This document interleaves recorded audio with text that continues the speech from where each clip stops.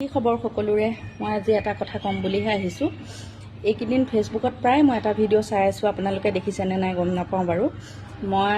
ভিডিঅ'টো সেভ কৰিব নোৱাৰিলোৱে পিছত মই বিচাৰিয়ে নাপালো দুজনী বাইদেৱে কৈছে দেই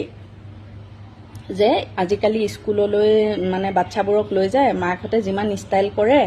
কলেজত পঢ়া ছোৱালীবোৰে সিমানখিনি ষ্টাইল নকৰে হয় কথাটো কিন্তু সেই ৰাতিপুৱা সোনকালে উঠি ল'ৰা ছোৱালীক টিফিন বনাই দি নিজে খাই বই ল'ৰা ছোৱালীক খুৱাই গা পা ধুৱাই কিতাপ ৰেডি কৰি কিমানখিনি কষ্ট কৰি লৈ যায় ন সোনকালে উঠি হেতু আপোনালোকে দেখা নাপালে কিন্তু ষ্টাইল কৰাটো দেখা পালে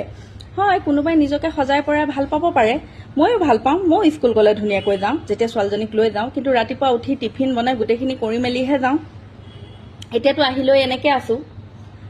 হয় কোনোবাই নিজকে সজাই পৰাই ভাল পায় আৰু কোনোবাই নাপায় আপুনি চাগে সাজি কাচি বেয়া পায় সেইকাৰণে আপুনি নকৰে কিন্তু তেনেকৈ সকলোকে নকব বেয়া লাগে নহয় আমি নিজৰ বাচ্চাক